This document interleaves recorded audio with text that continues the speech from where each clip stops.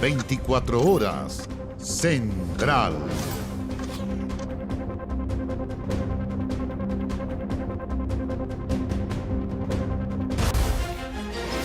A esta hora el Senado analiza, discute y vota el proyecto Naín Retamal. La jornada se ha extendido y podría tener resultados pasadas las 2 de la madrugada.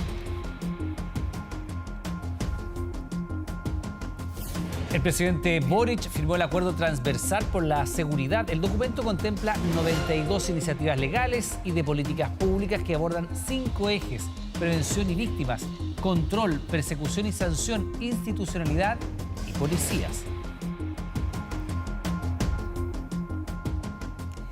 El expresidente de Estados Unidos, Donald Trump, se entregó este martes en una corte de Nueva York y se declaró no culpable de 34 cargos por delitos graves de falsificación de registros empresariales. Trump y su historia al transformarse en el primer expresidente de ese país que enfrenta cargos penales en una corte. Hoy en Informe 24, jugaron con nuestro dolor. Les mostraremos la historia de familias que buscaron justicia y llegaron a una fundación que les prometió ayuda legal, pero que según ellos nunca llegó.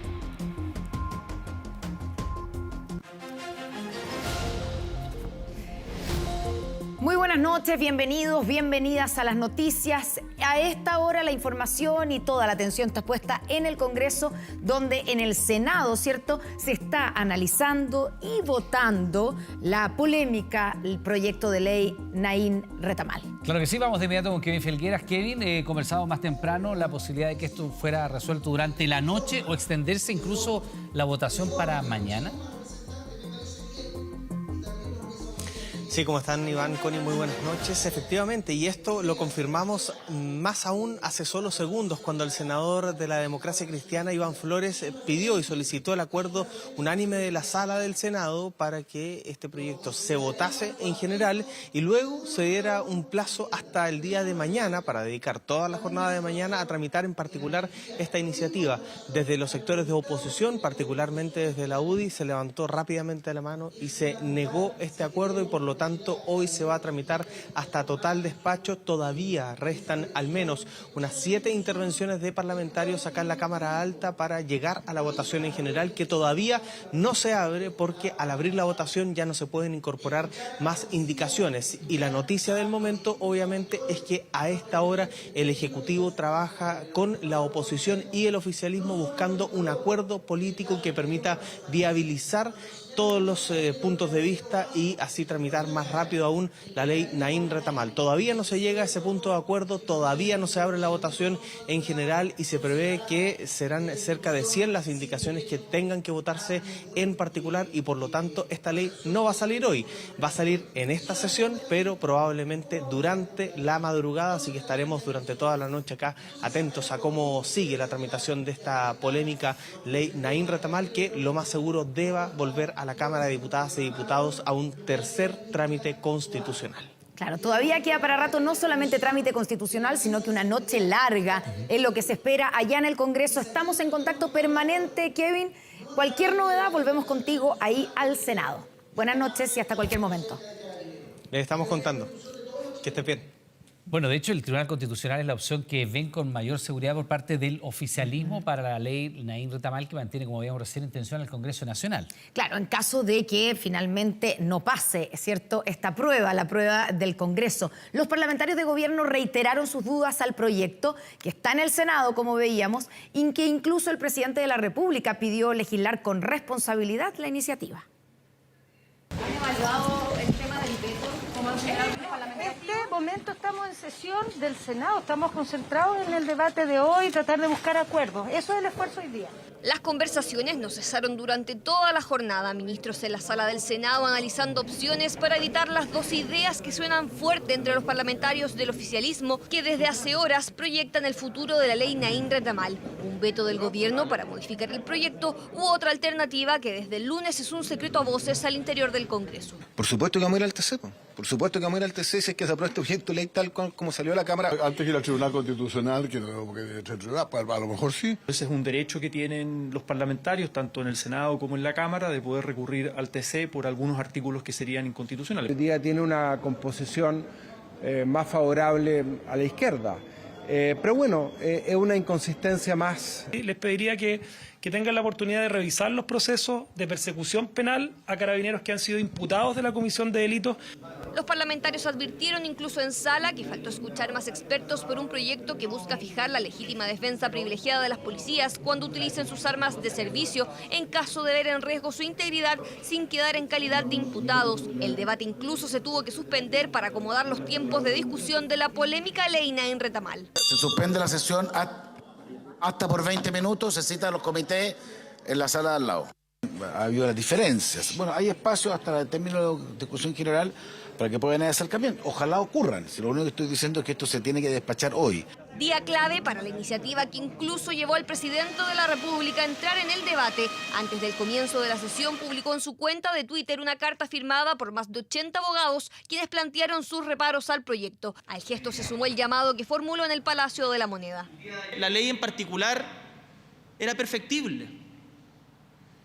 Y sin embargo, a la hora de los que hubo, finalmente termina imponiéndose una visión que contrasta con lo que es responsable también para las policías. Por eso insisto en que escuchemos al del frente y sepamos decir que no, aunque a veces decir que no sea impopular. Esas negativas es la que incluso se escuchó en la Cámara de Diputados. La idea de acudir al TC es una posibilidad, aunque esta no es compartida por todo el oficialismo. Y específicamente los artículos referidos a la legítima defensa privilegiada al Tribunal Constitucional. Sería una señal muy negativa que desde el propio oficialismo se esté buscando frenar una iniciativa que busca resguardar a carabineros. Escapa de todos los estándares razonables de lo que el país requiere hoy día ante la oleada de violencia que estamos enfrentados. Me parece una mala señal y creo que la gente está muy atenta a lo que están haciendo. Si se aprueban las indicaciones en el Senado, la ley Naín Retamal volverá a la Cámara de Diputados para un tercer trámite. Si no se logra aprobar en esa instancia, asoma la opción de una comisión mixta. Si es despachada del Congreso, la idea ya está en el tapete y muchos están convencidos de que el debate debe seguir en el Tribunal Constitucional. Y hoy se firmó el compromiso transversal de seguridad entre el Ejecutivo, alcaldes y gobernadores. Una hoja de ruta con la que se pretende enfrentar los problemas de seguridad en nuestro país. Bueno, aún así hay quienes plantean que no será suficiente y pidieron crear una policía especializada como la que detuvo y dio muerte al colombiano Pablo Escobar. Al ícono de la Colombia más oscura, Pablo Escobar, se le buscó por años sin resultados, vivo o muerto. Así lo quería el gobierno, que dispuso crear una unidad especializada de policías y militares. El grupo Elite, luego llamado Bloque de Búsqueda, consiguió lo que antes nadie: abatir al capo narco más famoso del mundo. 30 años después, hay quienes plantean replicar el modelo en Chile. Fue un grupo que se formó para combatir la ETA en España, que es el mismo equipo SWAT que hay en Estados Unidos. Esta propuesta lo que busca es la generación de un escuadrón de policías diferentes, que sea compuesto en primera instancia por miembros en comisión de servicio de la Marina, del Ejército, de la Fuerza Aérea y bajo mando de Carabineros. El gobernador de la región de la Araucanía y el alcalde de la Florida llegaron a la Moneda temprano para entregarle su propuesta al presidente Gabriel Boric, el mismo día y horas antes que el gobierno firmara su propia hoja de ruta para enfrentar los problemas de seguridad en el país.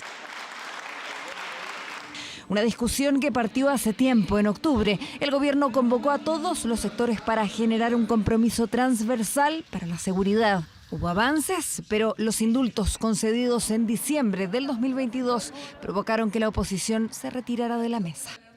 Tras diversos llamados para retomar el diálogo, el gobierno decidió continuar con la labor, solo con gobernadores y alcaldes. Un acuerdo que finalmente prosperó y que en esta jornada vio la luz. No me cabe ninguna duda que este acuerdo va a abrir un camino para que podamos ofrecerles a los más de 19 millones de compatriotas una respuesta integral y profunda para achicarle la cancha a la delincuencia.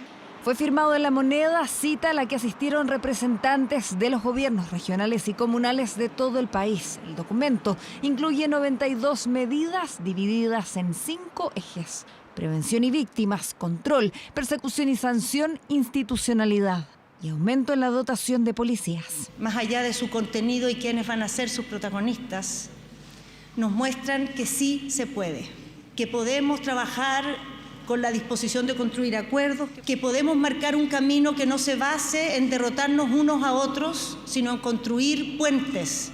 Dentro de las medidas, se dispuso fortalecer las funciones y atribuciones de los inspectores municipales de seguridad, que podrán, por ejemplo, verificar el cumplimiento de medidas cautelares y retener y trasladar a comisarías personas sorprendidas en delitos flagrantes.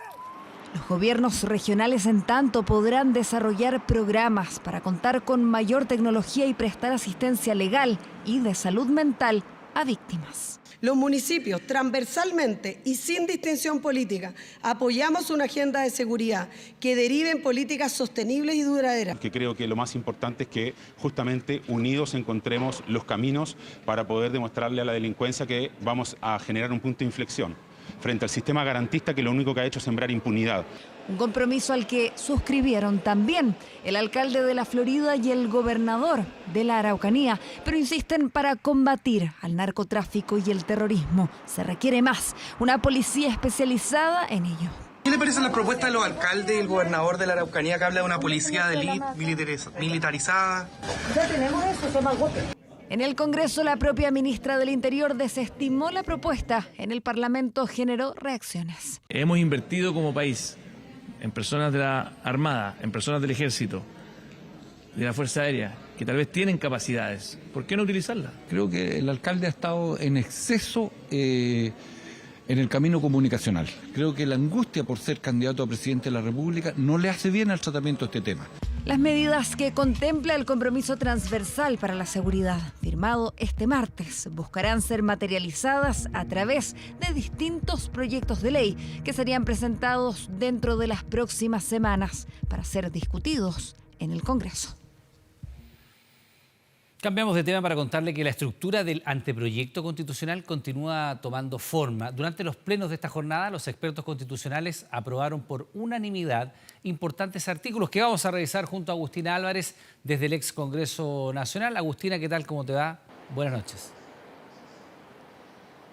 ¿Cómo están? Muy buenas noches. Claro, hoy fue el turno de los capítulos del 4 al 9 para ser analizados, luego votados y finalmente aprobados por los 24 expertos que forman parte de esta primera etapa del proceso constitucional, esta etapa previa. Ahora bien, ¿cuáles son los artículos finalmente que forman parte de estos capítulos que forman el anteproyecto constitucional? Bueno, primero, aquellos que buscan fortalecer los partidos, evitar su fragmentación y además permitir la gobernabilidad política. Entre ellos, por ejemplo, el artículo del umbral, ese famoso 5% que tienen que alcanzar los partidos políticos para poder entonces ser parte del Congreso. Para poner en contexto, actualmente hay 27 partidos en el Congreso. De ellos, 21 no alcanzarían este umbral del 5%. Otro de las normas de los artículos importantes que son parte de estos capítulos es aquellos disciplinarios. Por ejemplo, si un parlamentario es expulsado o decide retirarse de su partido político, queda inmediatamente fuera del Congreso. El presidente también se abordó en estas normas. Esta figura pueda durar 4 años en el cargo y puede ser reelegido, pero solamente 2 veces y no consecutivamente. Es decir, por ejemplo, si la expresidenta Michelle Bachelet o el expresidente Sebastián Piñera quisieran volver a postularse para una elección presidencial, no podrían hacerlo si esta Constitución estuviese vigente. Capítulos que, lo decíamos, fueron aprobados unánimemente, pero que necesitaban, de hecho, 3/5 del apoyo de los expertos, es decir, necesitaban contar con 14 expertos que apoyaran los diferentes capítulos y ha sido un trabajo que, sin embargo, no ha costado muchísimo conseguir.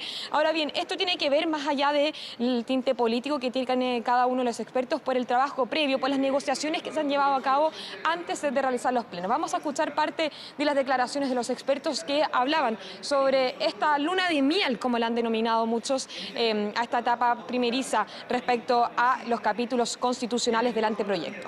Yo quiero valorar que todas las iniciativas constitucionales de norma fueron presentadas con firmas transversales. Esto no era un requisito y lo hicimos así para dar una señal de empezar a trabajar en el articulado de la comisión experta de la propuesta de nueva Constitución, buscar los consensos mínimos. A ver, yo diría que hemos tenido buenas discusiones, todas ellas en buen tono y sobre la base de argumentos. Es contar con ciertos mínimos que nos permitan luego, bueno, primero, obviamente, ¿no?, cumplir con el plazo que era muy breve que teníamos para estas primeras redacciones y enseguida comenzar a construir a partir de estos mínimos el resto del andamiaje constitucional. Luna de miel, que la duda es entonces cuánto va a durar acá en torno a los expertos constitucionales. Otro de los artículos incorporados en los capítulos aprobados precisamente durante esta jornada tiene que ver el del que menciona el Estado de Chile como un Estado unitario y descentralizado, pero donde además se reconoce la heterogeneidad del territorio. Hay otro capítulo en donde se aborda la independencia e imparcialidad de los jueces, otro tercer capítulo que aborda el Poder Judicial, otro que aborda la Corte Constitucional, que sería aquel que viene a reemplazar a los tribunales constitucionales, el Tribunal Constitucional. Y finalmente un capítulo noveno, el último, que abordaba el del Ministerio Público. Mañana continúa el pleno durante la tarde y la mañana de este miércoles, en donde se van a abordar diferentes capítulos, como por ejemplo aquel del Banco Central o el más polémico de todos, el que tiene que ver con medio ambiente. Nosotros, por supuesto, se los estaremos informando. Que tengan una muy buena noche. Gracias, Agustina. Estamos en contacto, por supuesto, para seguir el rumbo de cómo va este segundo proceso constitucional. Buenas noches. Y este martes, a través de una videoconferencia, el presidente de Ucrania, Volodymyr Zelensky, participó en una sesión especial del Congreso Nacional chileno. La intervención del mandatario ucraniano se extendió por alrededor de 10 minutos, en los cuales abordó las consecuencias de la guerra en su territorio a más de un año del conflicto con Rusia.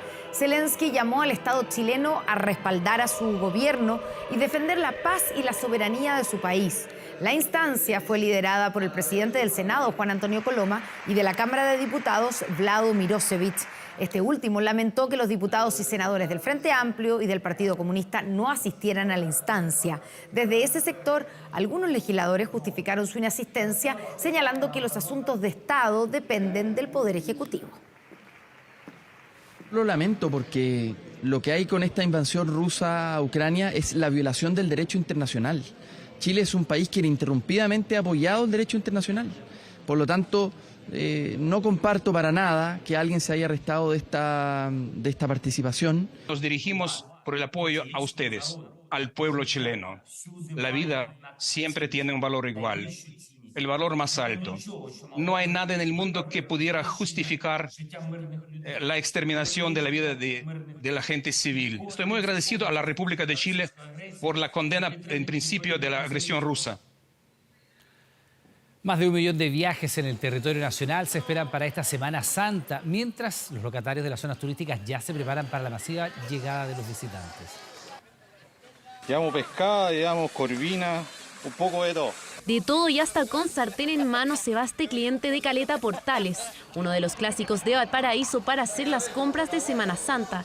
Y en estos días previos algunos ya se han adelantado. Hay que aprovechar ahora que los precios están bajos y bueno, hay que ahora llegamos y estaba lleno. Nos recomendaron venir antes de la fiesta. ¿Por qué? Porque está más barato, se supone. Está más barato ahora, yo creo que después van a ser más caros. La gente aquí sabe que la Caleta Portales es la que provee. Y efectivamente Valparaíso es la región que recibirá más turistas de este fin de semana largo. Según la Subsecretaría de Turismo, se espera que lleguen más de 280.000 personas a la zona. Le siguen la región metropolitana y O'Higgins, mientras que en todo el país se proyectan más de 1 millón de viajes. Una oportunidad para los locatarios de las zonas turísticas, quienes también hacen sus preparativos, como ocurre en la región de Coquimbo.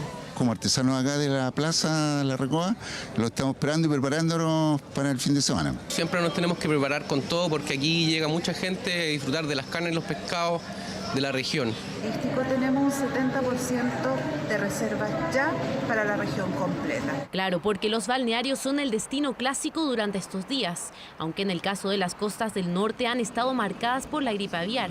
Y si bien las autoridades hicieron un llamado al cuidado, los turistas podrán disfrutar de las playas. El máximo de responsabilidad. Cuando decimos responsabilidad es por ningún motivo manipular aves o fauna que se encuentre moribunda o que haya fenecido. El cierre de las playas está en mano de las autoridades locales. Hasta el momento la región de Antofagasta es la única que ha aplicado un cierre perimetral en las comunas de Antofagasta, Taltal, Mejillones y Tocopilla. No es que cerremos las playas, pero sí, dado los puntos donde se han producido más varazón de animales, sobre todo de lobos de mar, se establece que la gente no se acerque a estos lugares. Eso sí, de acuerdo a lo que han dicho las autoridades, la gripe aviar no afecta a los mariscos ni pescados, que serán sin duda los protagonistas parte de las preparaciones gastronómicas de esta semana.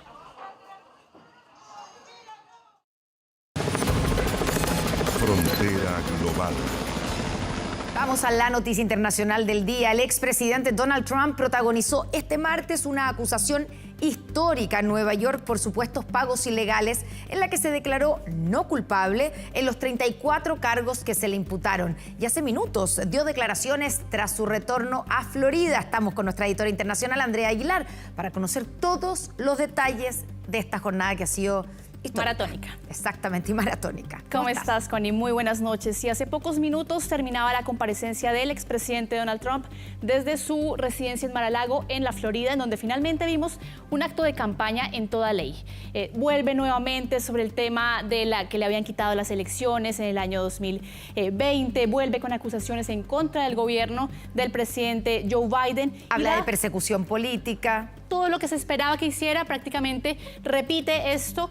Obviamente no acepta ninguna de las responsabilidades que se le imputaron, por decirlo de alguna forma, durante esta jornada. Un acto en donde estamos viendo justamente las imágenes de hace pocos minutos. Se veía rodeado de sus seguidores, de sus hijos también, y entra prácticamente como un héroe recibido después de esa acusación en Nueva York. Claro, es realmente, como tú dices, esto es un acto de campaña y una puesta en escena Trump, o sea, 2024, totalmente de campaña. Y es evidente que esto finalmente lo ha beneficiado, todo lo que pasó hoy día. Bueno, tenemos además un cambio completamente de tónica, Connie, si hablamos, porque veíamos, obviamente, cuando él salía de la acusación de Nueva York, muy serio, muy molesto, incluso sus propios abogados decían que estaba realmente enojado con lo que había sucedido. Sin embargo, lo que vimos hace pocos minutos fue un expresidente Donald Trump listo para la batalla electoral que se le viene en 2024. Y vamos a repasar entonces parte de las declaraciones que entregaba el expresidente hace pocos minutos. Nunca pensé que algo así podía pasar en Estados Unidos. Nunca pensé que pasaría. El único crimen que he cometido es defender ferozmente a nuestra nación de quienes buscan destruirla. Y justamente para conocer todos los detalles de esta jornada histórica, vamos a esta hora a la ciudad de Nueva York, que fue el epicentro de esta acusación, para conocer cómo se vivió todo el entretelones de lo que fue esta acusación al expresidente Donald Trump. Ahí está nuestra corresponsal Nieves Suber-Buehler. Nieves, ¿cómo estás? Muy buenas noches. Muy buenas noches. Sí, fue una jornada sin precedentes para la ciudad de Nueva York. El operativo policial y de seguridad ya desde el día de ayer era realmente impresionante. Y pasaron la noche frente a la corte en la plaza desde la que transmitimos en el día de hoy, muchos periodistas y el público esperando entrar con mucha expectativa, y la polarización que se vive a nivel político y social se vio en la plaza frente a la corte también, con manifestantes de ambos lados, mucha expectativa en el día de hoy. Después también, cuando salió el expresidente Trump, había expectativa con respecto a si diría unas palabras o no, pero optó el silencio y nuevamente su caravana de autos, 11 autos, limusinas, partieron hacia el aeropuerto de La Guardia y regresó a su residencia en Florida, en Mar-a-Lago. Pero para ver bien lo que sucedió en el día de hoy, tenemos una nota de Fernanda Navarro a continuación.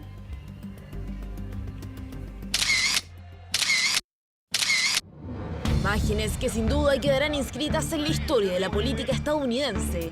Donald Trump se convirtió en el primer exmandatario en enfrentar cargos criminales, un hecho inédito, que contó con un completo despliegue de la prensa nacional e internacional. Donald Trump, el expresidente Trump, but then Donald Trump, now Donald Trump. ¿Contra Trump? El exmandatario se tomó toda la agenda noticiosa este martes, frente a un caso que, tal como señala en su red social, hasta a él le cuesta creer. Rumbo al Bajo Manhattan, el Palacio de Justicia. Parece tan surreal. ¡Wow! Me van a arrestar. No puedo creer que esto esté sucediendo en Estados Unidos. Donald Trump se declaró inocente frente a los 34 cargos relacionados con fraude comercial, como parte de una investigación sobre el pago secreto de $130,000 a la actriz porno Stormy Daniels para que no revelara detalles de su relación extramarital en plenos comicios de 2016. Under New York State law, it is a felony. Según la ley del estado de Nueva York, es un delito grave falsificar registros comerciales con la intención de defraudar y de ocultar otro delito. De eso se trata exactamente este caso, 34 declaraciones falsas hechas para encubrir otros delitos. Efectivamente, los cargos contra el exmandatario incluyen la falsificación de documentos, delito considerado como leve pero que puede pasar a delito grave si se determina que se realizó para ocultar otro delito, lo que provocaría incluso una pena de hasta 4 años de cárcel. Los fiscales acusan que Trump empleó un mecanismo que consiste en identificar, comprar y enterrar toda información negativa sobre él y hace aumentar sus perspectivas electorales, pero pese a lo declarado por la justicia, Donald Trump insiste en su inocencia. Los demócratas radicales de izquierda han criminalizado el sistema de justicia. Esto no es lo que América se supone que sería. Justicia que en este caso está a cargo del juez Juan Merchan, el mismo que condenó al hombre de confianza de Donald Trump en el juicio por fraude fiscal de la organización Trump y que ahora el exmandatario lo acusa de odiarlo, mientras que el hijo del expresidente Donald Trump Jr. a través de su cuenta de Twitter aseguró que el hijo del juez trabajó en la campaña de Biden y Kamala Harris, aunque la Casa Blanca se desligó completamente de su proceso judicial durante este martes. No vamos a comentar sobre el caso específicamente. El presidente se enfocará en el pueblo estadounidense como lo hace todos los días. Esto no es algo que sea un enfoque para él. Un juicio que no fue televisado y al que solo se permitió la entrada de 60 periodistas sin dispositivos electrónicos, mientras que afuera de los tribunales la expectación era máxima.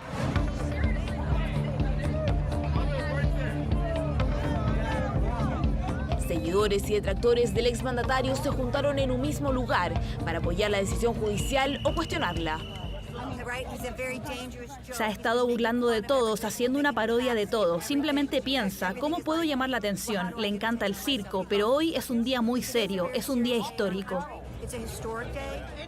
No importa lo que pase, apoyaremos al presidente Trump pase lo que pase. Él es nuestro presidente.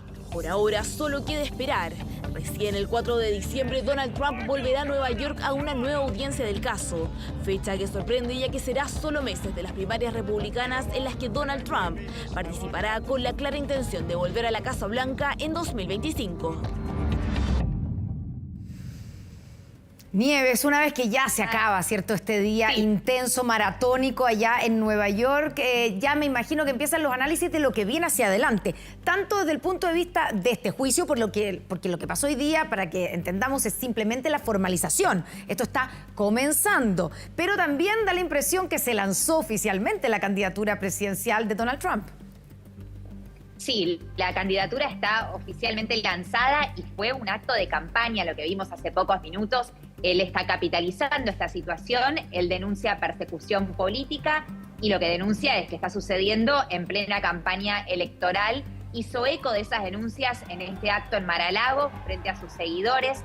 Ahora, vale la pena resaltar que no se lo mostró eufórico y contento y sonriendo como suele vérselo en los actos políticos. Se lo notó más bien serio, preocupado, un acto corto que no duró ni 30 minutos, en general sus actos duran 2 horas. Entonces esos son detalles que creo que vale la pena destacar, pero acusó nuevamente que esto es una interferencia en las elecciones por parte de la izquierda radical y los demócratas, estas son sus palabras. También habló y refutó los otros casos legales que él enfrenta. Atacó al fiscal y a su mujer del caso de Nueva York, del caso de Stormy Daniels, y atacó al juez y a su mujer también.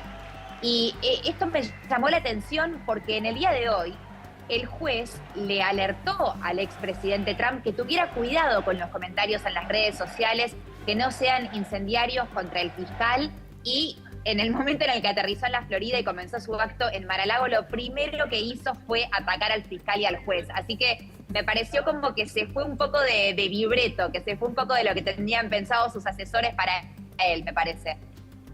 Te agradecemos, Nieves, muchísimo toda la cobertura que has hecho durante esta jornada, realmente impecable el trabajo desde las horas de la mañana. Agradecemos obviamente que hayas estado ahí en ese lugar de los hechos durante este hecho que además era histórico. Muy buenas noches. Muy buenas noches.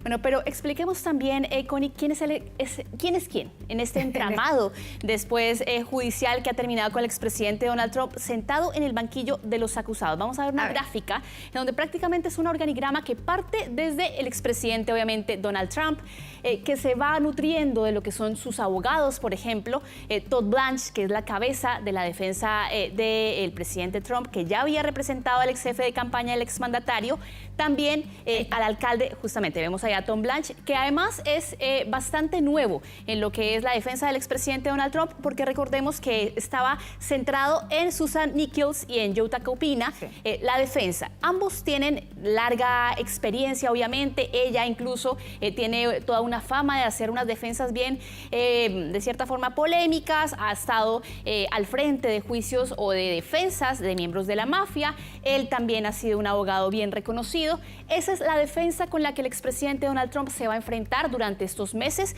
Recordemos que tiene de aquí hasta principios de agosto para presentar cualquier moción, y de ahí seguramente el 4 de diciembre lo veremos nuevamente frente a los tribunales. Pero tenemos esta otra protagonista, que es Stormy Daniels, y que finalmente también tiene su propio equipo, obviamente, ¿cierto? Más que su equipo, digamos que al menos lo que tenemos en este punto es a Juan Merchan, que es este juez hispano de origen colombiano que el expresidente Donald Trump ha estado prácticamente todo el tiempo en contra de él, que ya había condenado además al hombre de confianza de Trump, a Allen Weisenberg, por fraude fiscal, que también estuvo en el caso de contra Steve Bannon. Tiene toda una cantidad de, digamos, de acusaciones en contra de Donald Trump, y obviamente tenemos a Alvin Bragg, que es el fiscal del distrito de Manhattan, que los dos criticados por Donald Trump hoy día, como nos contaba Nieves. Efectivamente. Una estrategia muy discutible, porque ponerse a, digamos, a atacar al juez y al fiscal a cargo del juicio en su contra, y aparte no parece ser muy... Claro.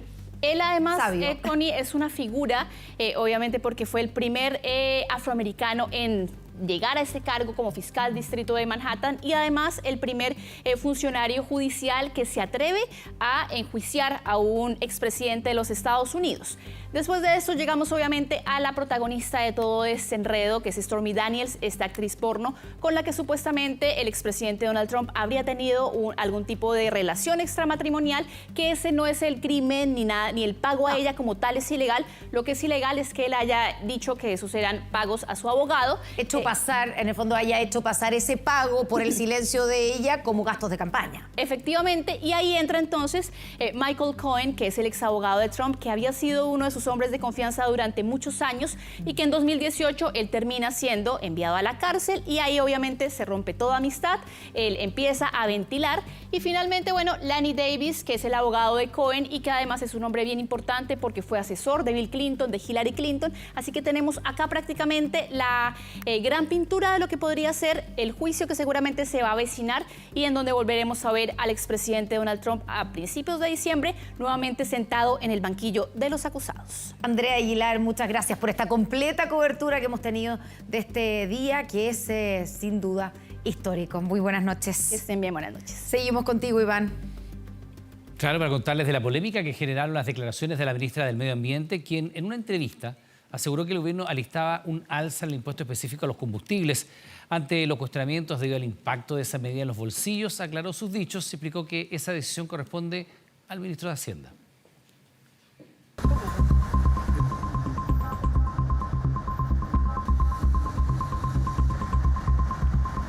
Es un tema que generó un amplio debate político y económico. Fue en entrevista con Emol TV que la ministra del Medio Ambiente, Maysa Rojas, aseguró que sigue en pie la idea de subir el actual impuesto específico a los combustibles como parte del paquete de impuestos correctivos que prepara el gobierno. ¿Esa promesa de aumentar el impuesto específico a los combustibles se va a poder cumplir en los años de gobierno? Yo espero que sí, porque el ministro Marcel, cuando el año pasado presenta la reforma tributaria, hubo dos patas de la reforma que no fueron, que la idea era ingresarlas después, que son los llamados impuestos correctivos, pero sigue en pie, los equipos trabajaron.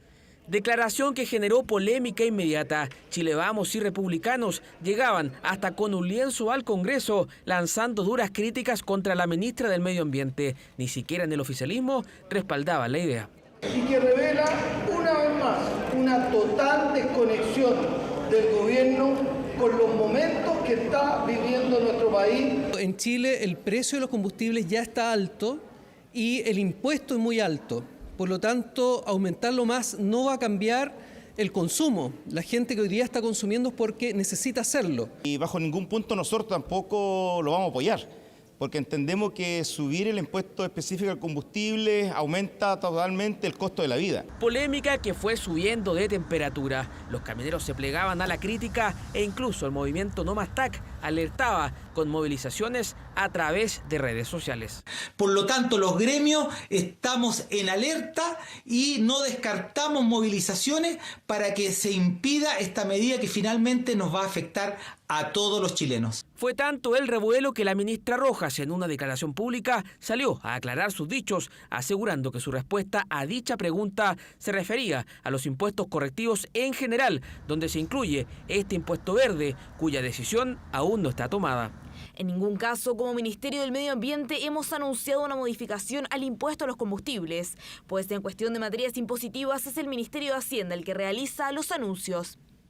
Alza de impuestos que en su minuto apuntaba a reducir una serie de externalidades negativas como la contaminación y el tráfico vehicular. Hoy en Chile se pagan 6 UTM por metro cúbico de benzina, unos 374 pesos por litro, y 1,5 UTM por metro cúbico de petróleo, unos 93 pesos. La idea era llegar a 7 UTM por metro cúbico, así al menos se contemplaba en el programa de gobierno. Si se aplicara esta alza en el valor del impuesto específico a los combustibles, la benzina subiría 63 pesos, mientras que el petróleo elevaría su valor en 343 pesos. No, tiene que bajarlo, bajar, si no, ya no estamos hasta aquí, estamos hasta el cogote ya. Malísima idea. La idea es que en vez de que suba, que baje. Tendrían que bajarlo, porque ¿cómo lo van a subir de nuevo? Los estudios avalan de que hay externalidades negativas que afectan a las mismas personas, que se tienen que corregir. Y estamos hablando de la congestión, estamos hablando de los accidentes, de la calidad del aire. Son las dos miradas que se contraponen a la hora de debatir un aumento a los impuestos a los combustibles. Por ahora, la idea está guardada en el cajón, a la espera que el gobierno presente un nuevo paquete de medidas tributarias. Vamos a otro tema. Mató a su pareja con un cuchillo y esperó toda la noche para autodenunciarse. Después de 12 horas, confesó el crimen en una comisaría y entregó el arma homicida. En su declaración asegura que era constantemente golpeada por el hombre, que ya tenía denuncias por violencia intrafamiliar. Nunca tuvo un problema mi representada. Solamente hoy está aquí porque quiso sobrevivir. Atenta a un costado, escuchaba a la mujer de 47 años acusada de asesinar a su conviviente. Sus manos permanecieron inquietas en su boca mientras que se relataba el aparente impulso de supervivencia que la llevó a cometer el crimen. Múltiples hematomas en los brazos de mi representada dan cuenta cómo trataba de proteger su cabeza, su cuerpo, agarra el cuchillo y ella, la intención que tenía en un principio, su señoría, era asustar a esta persona para que dejara de agredir. Lamentablemente ella hace este movimiento. Un movimiento mortal en medio de una situación de violencia intrafamiliar que en solo minutos le provocó la muerte a quien era su pareja desde hace 5 años. Más de 12 horas pasaron hasta que el crimen fue alertado. Se presentó en el cuerpo de guardia de esta comisaría una persona de género femenino de 50 años de edad, manifestando libre y espontáneamente que venía a entregarse porque le había quitado la vida a su conviviente. Se presenta con el arma homicida y lo entrega a las policías para poder ser periciado. Fue en una pieza en la que vivían en este inmueble en San Ramón, con los 3 hijos de ella, el escenario de los violentos hechos. Una situación que a algunos de sus vecinos les sorprende. ¿Nunca habían escuchado quizá alguna pelea, algún problema que ocurriera? Ahí no, nunca. Todos son tranquilos, todos. Y como le decía, los pilló desprevenidos todo esto que pasó. El domingo fueron a comprar cerveza y yo sentado y no. ¿Y no se veía ningún problema? No, salían común y corriente. Sin embargo, este no era el primer episodio de violencia que esta mujer vivía por parte de este hombre de 50 años. Ya en 2019, él había sido investigado por lesiones menos graves en su contra y se había decretado una orden de alejamiento. Sin embargo, un año después fue sobreseído. Que la hija le decía a ella que por qué iba a dejar que volviera. Entonces ella le dijo, pero ¿qué te parece que si le damos la oportunidad, pero si no se porta bien o se porta mal, cualquier cosa de esa, lo echamos? Lamentablemente llegó al extremo de aguantar esta situación que llegó, que ella minimiza y dice, pequeñas cachetadas o cosas por el estilo. Para el 15 Juzgado de Garantía de San Miguel, los argumentos fueron suficientes para probar su legítima defensa. Sin embargo, esto no fue aceptado por parte de la Fiscalía. En definitiva, el tribunal, teniendo por establecidos el delito y la participación de la imputada, solo estableció como medida cautelar el arresto domiciliario total y el arraigo nacional. Medida cautelar respecto a la cual se apeló. De probarse que actuó con el fin de salvaguardar su vida, quedará con arresto domiciliario y arraigo nacional. Sin embargo, de no ser así, deberá cumplir con la prisión preventiva. Fíjese que las alarmas de los expertos en nutrición y salud se han encendido por la creciente popularidad de un supuesto superalimento que promete ser milagroso para bajar de peso. Se trata de esto que estamos viendo aquí, un tipo de alga que ha sido promocionado por distintas celebridades, entre ellas Kim Kardashian. Mire. Recetas, bailes, libros, tiendas, moda, tutoriales. La lista a veces parece ser infinita cuando hablamos de la enorme fuente de información que es el Internet. Una en la que cada cierto tiempo aparecen nuevos alimentos de moda que muchas veces sin ningún sustento científico prometen acabar con dolores, inflamaciones y cuán malestar exista. Sí, las pastillas, polvos... y son súper baratas y de muy fácil acceso. Yo creo que hay exceso de información y cada vez más queremos buscar una manera fácil y sencilla de conseguir algo. Uno, no sé, busca algún ejercicio en internet y empiezan a aparecer automáticamente por todas las redes sociales todo ese tipo de información. El CMOS o musgo marino es uno de los productos que ha encendido las alertas de los especialistas. Corría el año 2020 cuando la socialite estadounidense Kim Kardashian, con más de 400 millones de seguidores solo entre Instagram y Twitter, comenzaba a promocionar sus batidos en base a esta alga marina, la misma que más tarde sería usada para crear los smoothies de frutilla de Hailey Bieber, lanzados por una cadena de supermercados en Los Ángeles, y la misma que en el último tiempo se ha vuelto tendencia en TikTok. Y es que muchos han elogiado los beneficios que tendría este tipo de alga comestible, frecuentemente usado en repostería y en recetas saladas, por ser una rica fuente de nutrientes como vitamina B y K, hierro, yodo, magnesio, zinc y calcio. Sin embargo, expertos advierten que existen más estudios sobre los beneficios de las algas marinas en su conjunto que sobre este tipo de musgo en específico, por lo que alertan que se necesitan ensayos clínicos a gran escala para verificar si los beneficios son reales. La nutrición y la alimentación son bastante más complejos de lo que las personas piensan. Cada uno tiene sus condiciones genéticas, de alguna enfermedad asociada, alguna condición social, laboral, que implica que probablemente esa sustancia o ese alimento hace un efecto diferente en tu organismo. Y es que en menos de un segundo se demora Internet en arrojarnos más de 9 millones de coincidencias si buscamos la palabra superalimento. Esos que prometen tener una cantidad significativamente mayor de nutrientes específicos, pero que según los expertos deben mantenernos alerta. Todo lo que tenga que ver con fórmulas mágicas que tienen cambios radicales y que pareciera que a mucha gente le hace bien y tiene un montón de beneficios, ya es algo que uno tiene que sospechar. Una idea que también toma fuerza entre el resto de la población. Creo que está mal, que siempre hay que consultar antes con un especialista. Mediante hábitos sanos como la alimentación y el deporte, más fácil que con algún producto que sea estrella. Sí, son naturales, pero no siempre son así. Entonces, siempre recomiendo mejor nutricionista, ejercicio, más vida sana. Y esa idea de vida sana es justamente la que muchos especialistas en nutrición buscan divulgar. Tamara Vallejos es una de ellas, más conocida como Limonada Menta en redes sociales, ha dedicado los últimos años a promover las preparaciones caseras y equilibradas, y sobre todo la idea de que la salud va más allá del peso y la imagen.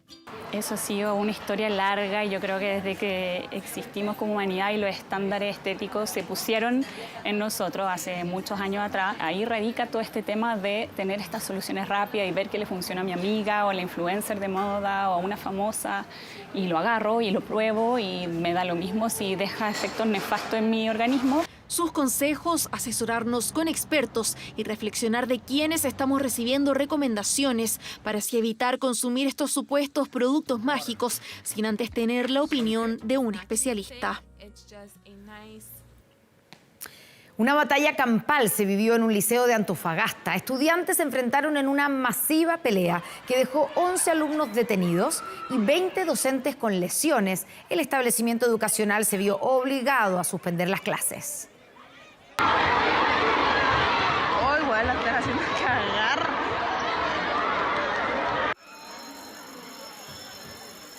Sonaba el timbre por el término del recreo y los estudiantes se empujaban, no por querer entrar rápido a clases, sino porque estaban en medio de una gran pelea.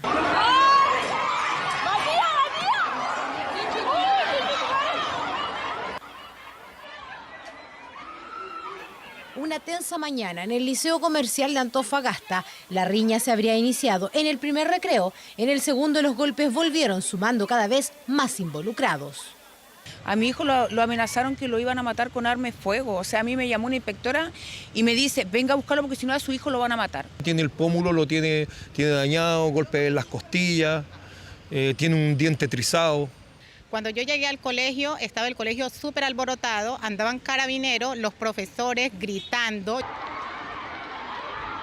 Los motivos de la riña aún no están claros y son parte de la investigación que lleva adelante Carabineros, quienes incluso debieron intervenir afuera del recinto. 11 menores detenidos y uno de los alumnos denunció a un profesor que había sido agredido, por cuanto conforme al artículo 130 tuvimos que proceder a la detención del profesor. Hubieron varias peleas simultáneas, pero en realidad nomás el punto más alto de una situación que venía ocurriendo en el establecimiento ya desde comienzo de año.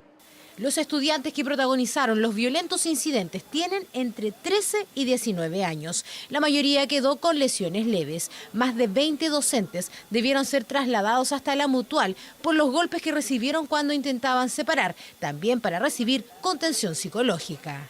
Las medidas se van a tomar como corresponde, según la normativa que tenemos por el Ministerio de Educación. De hecho, el día de mañana no habrá clases para que se va a trabajar con habilidades para la vida, contención a todos nuestros profesionales. Lamentamos y condenamos estos hechos y estamos monitoreando la situación junto a nuestro Departamento Provincial de Educación y también estamos en coordinación con la Dirección Regional de la Superintendencia de Educación. Violencia escolar que mantiene en alerta a las autoridades y cuyas causas para los expertos son múltiples. Y esta violencia hay que pensarla desde... Es violencia lo que vemos como manifestación aguda en esa agresividad, pero también hay violencia cuando el mundo adulto no responde. Es decir, para que esto llegue a ocurrir, es resultado de que los estudiantes no confían en el papel mediador de las instituciones. Decenas de estudiantes entre insultos y golpes, otros cientos como testigos de una discusión que se salió de control y que terminó en una de las peleas más masivas de las que se tenga registro dentro de un establecimiento educacional.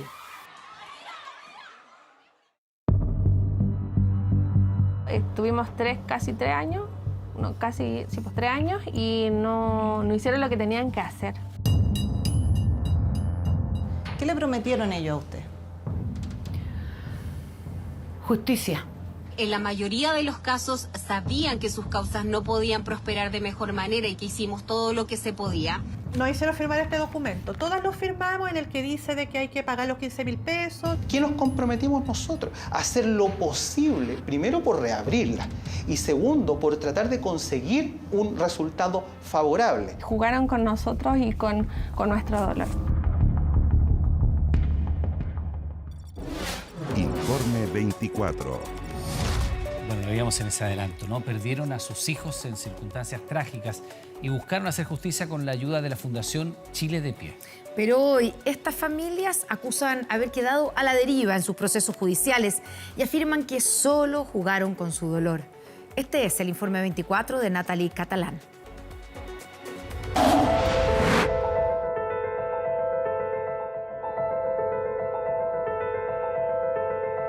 Yo soy Constanza Molina, mamá de Martina.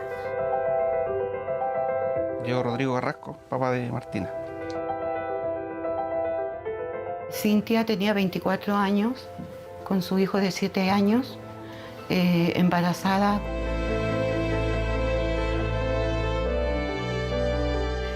Soy mamá de Javierito, fallecido a los 19 días, y soy querellante en este caso. Son 3 historias de pérdida de dolor, 3 relatos que forman parte de los 11 querellantes contra una fundación en la que depositaron sus esperanzas de justicia para sus hijos fallecidos. No hicieron firmar este documento. Todas lo firmamos en el que dice de que hay que pagar los 15.000 pesos, de que ellos se comprometen a llevar nuestras causas. para mí era un dineral, porque yo a veces me amanecía tejiendo para poder tener la plata.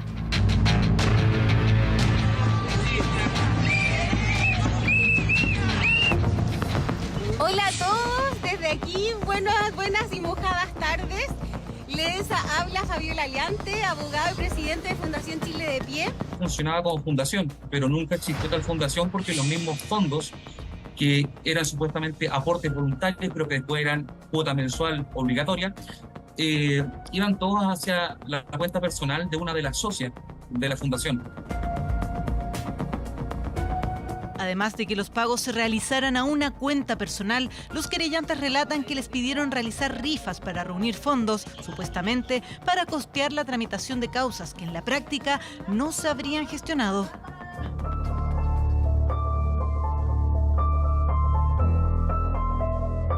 O sea, ¿ustedes pagaron durante cuánto tiempo? 26 meses más o menos. Pagamos los 15.000 pesos. Pero nunca recibí un recibo, nada, una boleta. ¿Y durante esos 26 meses qué movimiento tuvo su causa? Ninguna. O sea, solo que las mediaciones y... Que fueron al inicio. Claro. Que fue al inicio, exacto. Estafa, prevaricación y asociación ilícita son los delitos que imputan los 11 querellantes a esta fundación, a quienes acusan de tener una estructura piramidal. Le decían a las mismas personas que eran miembros de la fundación que trajeran más gente. Dejaba de ser una invitación a una solicitud, como una coacción. La fundación, según sus propios documentos, reunió a cerca de 80 familias, las que debían pagar una cuota mensual de 15.000 pesos para mantener en tramitación sus causas. Yo no sé qué hicieron. ¿Por qué me ilusionaron de que iban a abrir la causa y de que iban a demandar al Estado? Si nunca se hizo nada. O sea, yo estaba pagando... ¿Qué estaba pagando? Tanto tiempo que ha pasado, estuvimos casi 3 años, casi 3 años y no hicieron lo que tenían que hacer. Y revisamos la causa penal y no habían hecho ni un avance. De hecho, la causa penal llevaba 6 años, legalmente estaba ya prescrita. Y la querella nunca tuvo actividad. Nunca se hizo la diligencia correspondiente. Estuvo tardada casi 2 años prácticamente la investigación. O sea, la causa, si no se mueve de aquí a abril, que se cumplen los 4 años, la causa prescribe y no se puede hacer nada. O sea, nosotros quedamos así como en shock porque tanto tiempo que ha pasado. Jugaron con nuestros sentimientos. Ellas se burlaron. Nada más que eso. Ella lo hizo, solamente incluyó en su fundación a personas que habíamos tenido pérdidas de seres queridos. Entonces nos llevó a todos por el lado emocional. Bueno, ella el 14 de marzo del 2019, llevaba unos días con dolor de guatita. Fue tanto ya que ella empezó a vomitar y como que se complicó más. Martina, de 8 años, sufrió una pancreatitis aguda que pudo ser atendida a tiempo y que la tenía a punto de ser dada de alta. Los médicos le pidieron una resonancia magnética en un recinto externo al hospital, pero lo que era un examen de rutina a cargo de un anestesista se complicó. Hicieron cefalograma y nos dijeron que la Martina tenía muerte cerebral. Ya no había vuelta.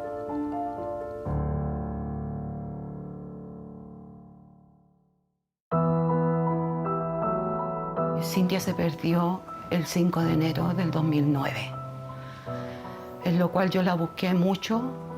La encontraron unos niños el 31 de enero del mismo año del 2009. El caso de Cintia, de 24 años, es un homicidio que permanece sin resolver en una investigación que después de más de 10 años no tuvo avances ni culpables. Llegué a la urgencia del Hospital San Borja y el médico me dijo que tenía cólicos, que yo era laraca, que no necesitaba más exámenes. De hecho, me retó por llegar a las 3 de la madrugada con el niño recién nacido ahí. Y cuando volví a la casa, al día siguiente mi hijo falleció. La autopsia dijo de que él tenía neumonía por aspiración de líquido amniótico, no eran cólicos. La muerte de Javier, de tan solo 19 días, motivó a su madre, Daniela, a hacer público su caso. Este fue el inicio de una cruzada que reuniría a decenas de familias en torno a la Fundación Chile de Pie, que les ofrecía representar sus casos. Mi caso se hizo viral en las redes sociales y ahí me contactó la abogada de la Fundación Chile de Pie, Fabiola, para ofrecerme su ayuda y llevar mis casos de forma gratuita, como ella dice. Con ese mismo ofrecimiento, el 2019, Fabiola Aliante, su pareja Héctor Ronda, ambos abogados, y Pamela Aliante, hermana de Fabiola, todos parte del estudio jurídico Ronda y Aliante, comenzaron a contactar a diversas víctimas de casos de violencia o negligencias médicas, como el de Daniela. Me decía, deríveme todos los casos que le lleguen para que ayudemos a todas las mamás. O sea, esa era supuestamente la motivación. Yo le derivé muchos casos. La Daniela Romero, ella me puso en un comentario, por favor, contáctate con Fabiola Aliante, que ella está en una fundación, háblale a ella. Y ahí yo le hablé a ella. Ella me dijo que era abogado y que ella me podría patrocinar la causa y que íbamos a salir adelante. Yo soy Fabiola Aliante, ambos somos directores de la Fundación Chile de Pie. Ella se notó muy empática.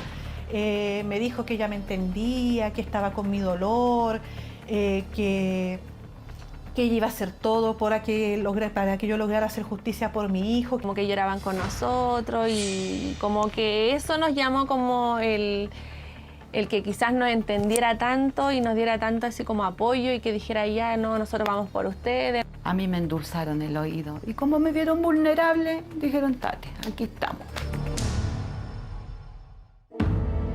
Las acusaciones de los querellantes se hicieron públicas y la Fundación Chile de Pie decidió iniciar un proceso de cierre a fines de 2022. Sin embargo, los acusados denuncian ser víctimas de una funa y respondieron a las imputaciones en sus redes sociales, señalando que el retraso en algunas causas se debían al estallido social y la pandemia. Pero aún así, lo hemos hecho. Hemos tramitado, hemos trabajado presencialmente, hemos trabajado vía online, hemos presentado todo lo que hay que presentar. Y bajo esa premisa, el trabajo está desarrollado. Las causas penales tampoco dependen del abogado que tramita. ¿Por qué? Porque uno interviene como querellante y como querellante es un coadyuvante de quien sí tiene el ejercicio de la acción penal, que es el fiscal. En la mayoría de los casos sabían que sus causas no podían prosperar de mejor manera y que hicimos todo lo que se podía. Por lo tanto, considero injustificado, considero que esto es producto del ataque burdo de un abogado que recién iniciando su carrera, intenta darse a conocer de una manera absolutamente espuria, a costa de descalificar el trabajo de una colega. Descargo de Fabiola Aliante, donde sostiene que los denunciantes sabrían la dificultad de que sus querellas prosperaran. En el caso de María Soledad, madre de Cintia, asesinada en 2009, su causa se encontraba cerrada desde 2015 y sostiene que se mantuvo pagando durante más de un año, a pesar de que la querella interpuesta por la Fundación nunca habría sido admitida. Si él ve de que ellos ven que no va a llegar a ningún puerto, ni la investigación, ni una demanda, netamente se está configurando lo anterior señalado inicialmente. Hay una estafa. Ellos llamaban. De hecho, la señora Fabiola o Pamela. Que no me preocupara, que todo iba avanzando, que algo se iba a hacer, que no estaba todo perdido. Declaraciones y acusaciones cruzadas entre los denunciantes y la Fundación, por lo que buscamos una opinión externa. Hablamos con Rebeca Zamora, directora de la Clínica Jurídica de la Universidad Central. Como abogados nosotros podemos evaluar y llegar a la conclusión de que una acción está prescrita, de que en un caso determinado no hay nada que hacer. Por distintas cuestiones, porque se hicieron mal las cosas antes o por el lapso del tiempo, también es leal y justo decírselo al cliente, informárselo y darle las razones por qué. Pero no debiéramos tomar causas donde no existen esas posibilidades, pero igual se va a hacer algo si es que el resultado sabemos que va a ser negativo. Además, le consultamos por los casos de Daniela Romero y de los padres de Martina, quienes denuncian que sus causas se presentaron pero no se habrían tramitado durante 2 o 3 años. Así que el querellante es muy importante en el proceso penal. No solamente representa a la víctima, sino que le da también impulso a la investigación, colaborando con el fiscal con aquello que está pendiente. En una revisión que se realiza a través del sistema SIAO, que por lo tanto lleva el registro únicamente de lo que los fiscales van señalando que se va realizando, no se aprecian movimientos de parte del querellante en este caso. Ahora, sin perjuicio de ello, es necesario revisar la carpeta física, porque ahí podrían existir presentaciones, pero eso es bastante anormal, porque en general la Fiscalía justamente va dejando constancia de todo lo que va ocurriendo en la carpeta investigativa.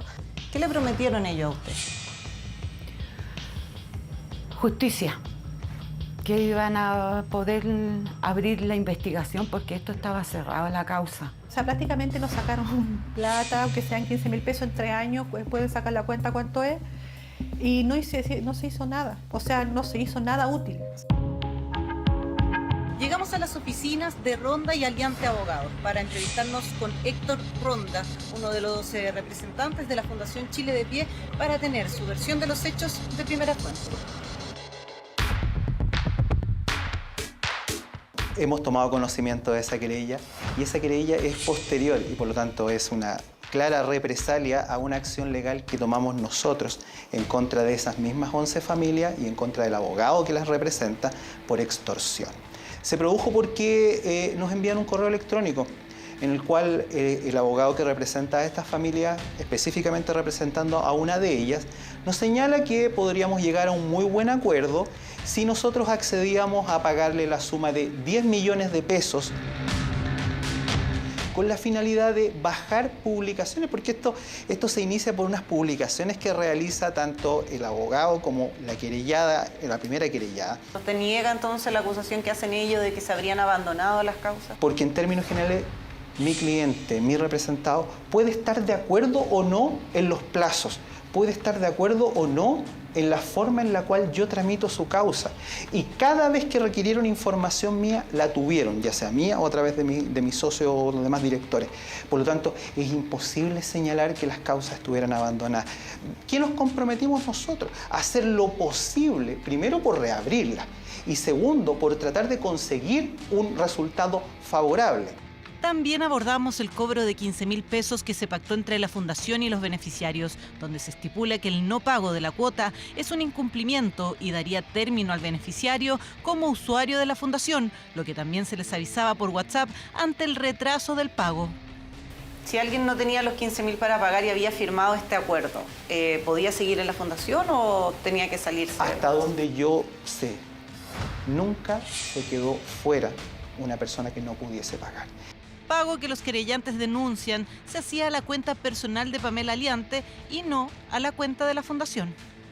Y por lo tanto, para obtener una cuenta corriente de la Fundación, hubo que esperar que se constituyera legalmente.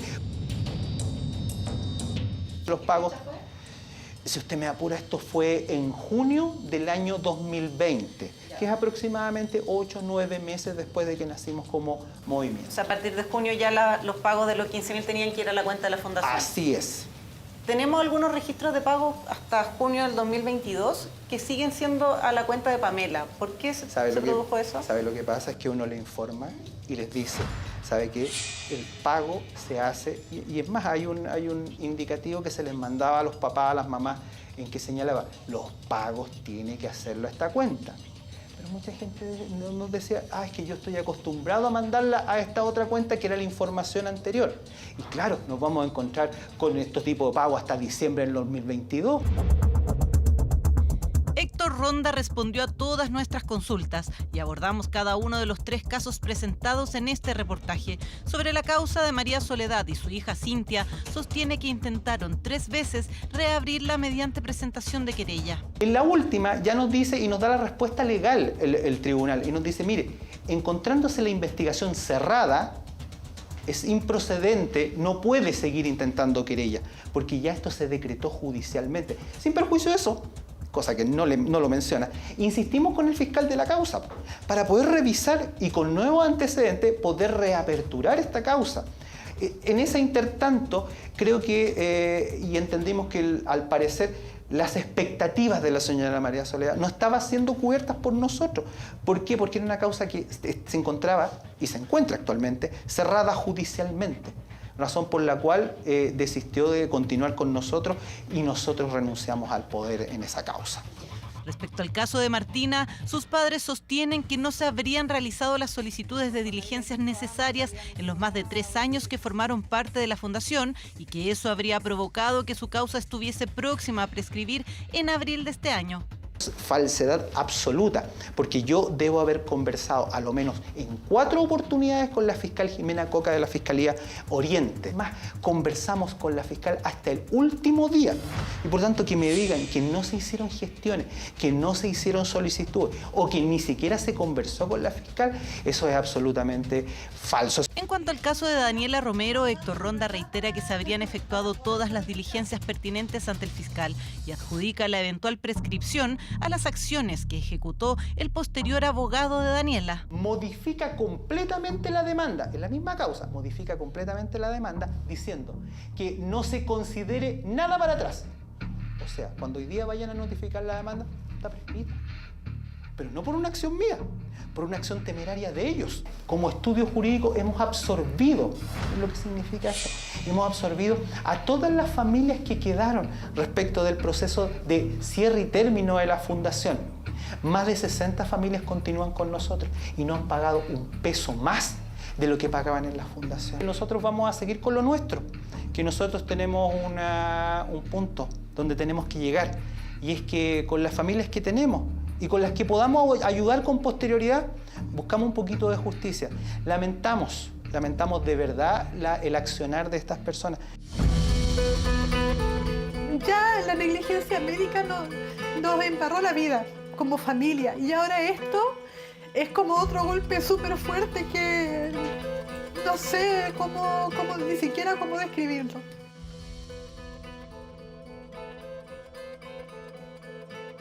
Yo dije, bueno, nada es imposible. Si ellos son abogados, ellos como saben todos los códigos y todo eso, yo dije, a lo mejor se puede. Porque eso es lo que buscaba yo.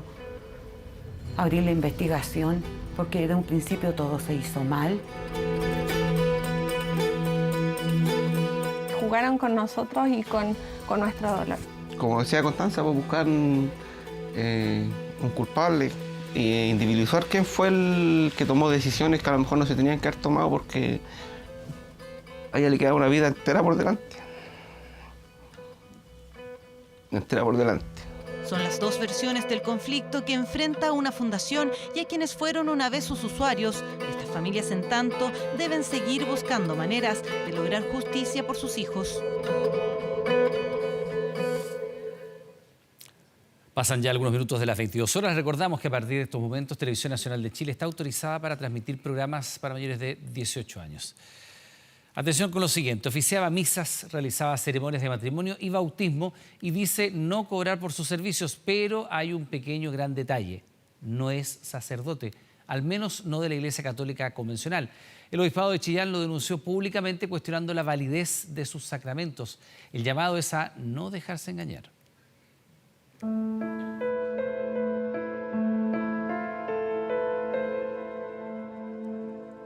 35.000 personas de San Carlos, región de Ñuble, se identifican como católicos, es decir, van a las misas, participan de las procesiones e incluso por cercanía y tradición campesina, muchos de ellos terminan peregrinando cada año a San Sebastián, en Yumbel.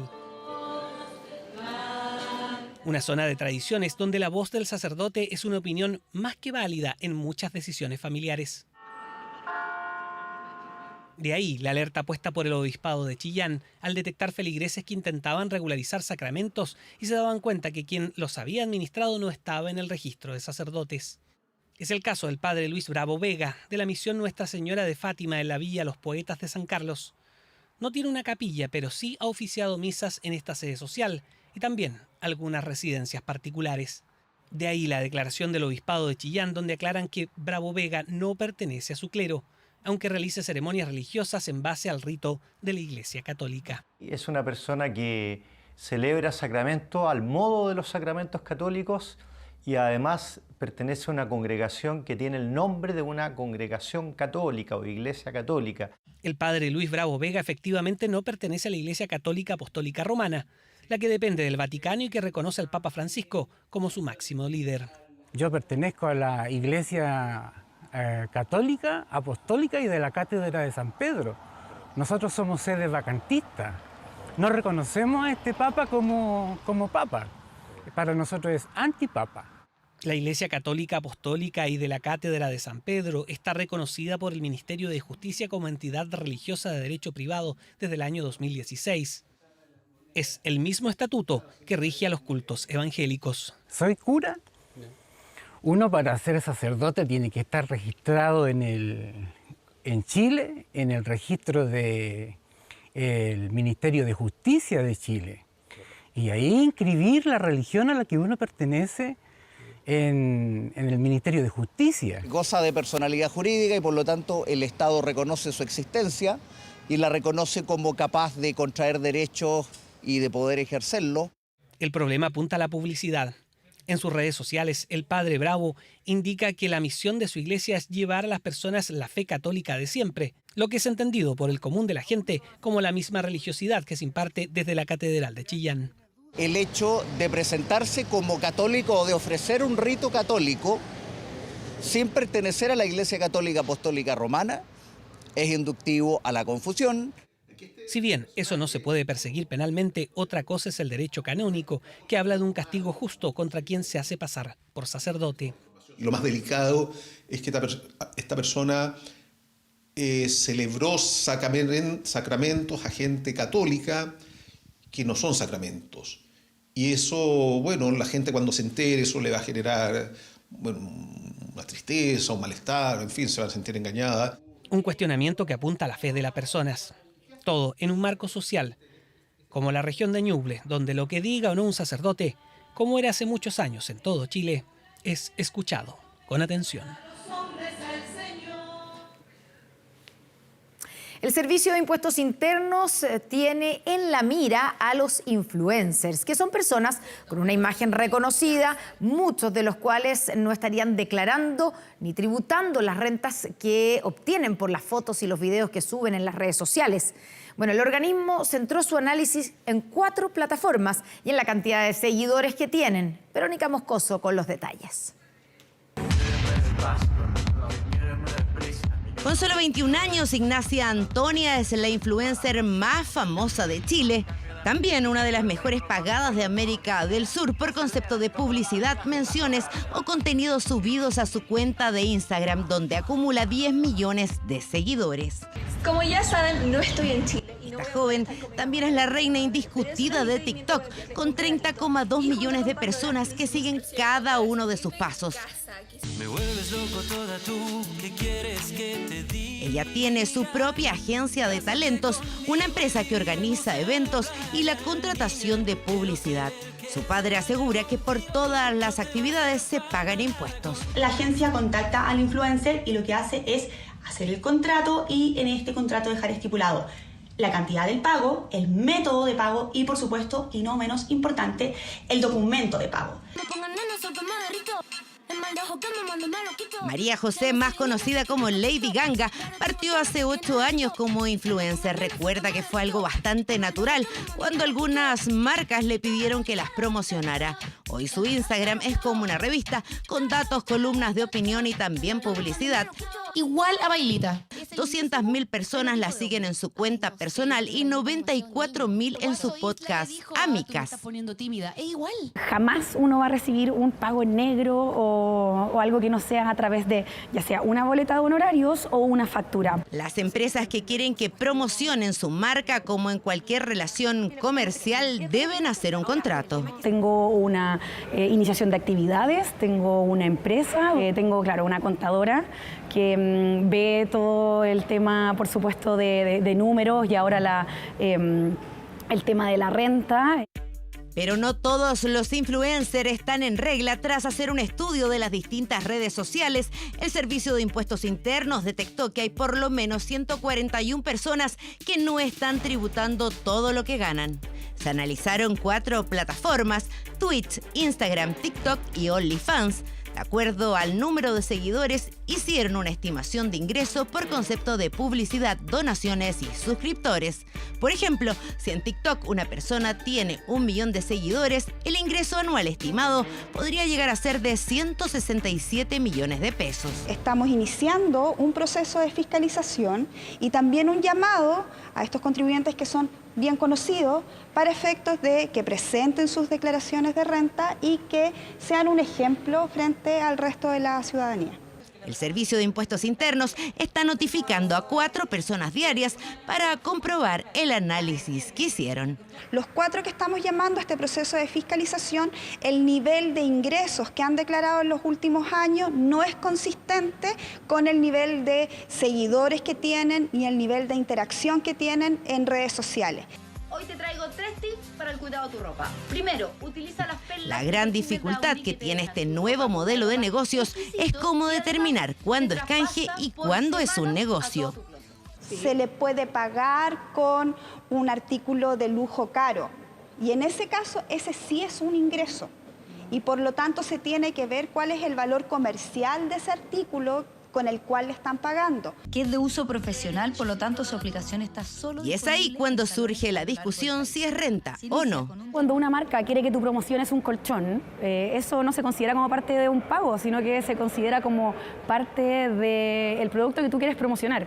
Yo creo que ahí pasa mucho que como esto no está tan bien regulado, depende mucho de cada persona y cómo sea el trato que tú tienes con la marca. Creo que un mecanismo efectivo para poder acceder a la información es hacer que estas entidades intermediarias proporcionen una declaración jurada anual con esta información, que es un poco lo que se hizo con las plataformas digitales del exterior también, cuando se reguló el tema del IVA, para estas plataformas como Netflix y otras. Miren, ¿no es cierto? Con 1, 2 y 3 pasos vamos a estilizar el...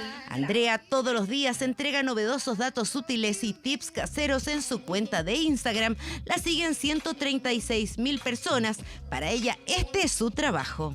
Cuando trabajamos a través de agencias o marcas, firmamos cartas de acuerdo. Estas cartas tienen los tiempos estipulados, los contenidos e incluso los montos a pagar, pero todo esto a través de una boleta. Viene incluso los datos para que tú puedas emitirla. Otra posibilidad no existía. Pero para quienes están incumpliendo, el Servicio de Impuestos Internos advirtió que ellos tienen la facultad de tasar sobre la base de las inversiones de los contribuyentes con intereses y multas. Más una multa que es de un 2% mensual, todo esto sobre el monto del impuesto y que puede llegar hasta un 30%. Si se detecta que hubo dolo para defraudar al fisco, la multa puede aumentar hasta un 300%. Incluso podría haber penas privativas de libertad. Quienes no han declarado tienen plazo hasta el 30 de abril para hacer este trámite obligatorio para todos los chilenos que reciben ingresos. El informe del Servicio de Impuestos Internos sobre este tema estará disponible el segundo semestre de este año. Estamos viendo 24 Horas Central. Estamos de vuelta en las noticias y vamos de inmediato al Congreso Nacional con Kevin Felgueras para ver que nos cuente cómo avanza la discusión a esta hora, cuando ya son las 10:33. ¿Cómo avanza la discusión de la ley Naim Retamal? Kevin, nuevamente buenas noches. Buenas noches, Connie. Claro, avanza con mejores novedades que al principio de este noticiero, porque podemos decir que a esta hora ya se está trabajando en una especie de acuerdo para llegar justamente con esta legislación lo más avanzada posible a la Cámara de Diputadas y Diputados. Estamos hablando que hace cerca de media hora se ha suspendido la sesión para terminar de redactar la indicación que va a proponer el Ejecutivo, donde habría espacio dentro de los distintos sectores políticos para llegar a este este acuerdo y luego se va a abrir la votación en un rato más, en cerca de 15 a 20 minutos. Se abre la votación en general y luego vendrán cerca de 2 horas de votaciones en particular para que esto pase a la Cámara de Diputadas y Diputados, pero con un mejor ánimo del que se tenía al menos al inicio de la jornada o de la jornada de ayer. Hay un principio de acuerdo que se está redactando hasta ahora. Hemos visto a distintas ministras de Estado trabajar en este texto que debe ser firmado por varios parlamentarios y luego ser votado. Con la presencia de algunos familiares de carabineros asesinados acá en el Senado de la República, se espera esta votación en los próximos minutos, donde eso sí, no hay consenso total de las distintas fuerzas políticas, pero sí hay un acuerdo mayoritario para que esto siga avanzando. Bueno, estamos en contacto y en permanente contacto, obviamente, a través de todas nuestras plataformas con el Congreso para saber cómo evoluciona esto que puede votarse en los próximos minutos. Gracias, Kevin. Buenas noches. Chao, buenas noches. Los miembros de la OTAN se reunieron en Bruselas para recibir a Finlandia dentro de este pacto militar. La bandera finlandesa se izó en la sede de la OTAN este martes, convirtiendo así al vecino occidental de Rusia en el miembro número 31 de la alianza. El presidente del país nórdico y el secretario de Estados Unidos se reunieron a los ministros de la OTAN en una ceremonia conjunta. La adhesión de Finlandia es un revés para Vladimir Putin, quien ha criticado repetidamente la expansión de esta alianza militar dentro del territorio europeo. La longitud de la frontera de Rusia con los Estados miembros de la OTAN se duplicó con la incorporación de Finlandia. Con estas imágenes hacemos una pausa. Estamos de regreso de inmediato. Espérenos.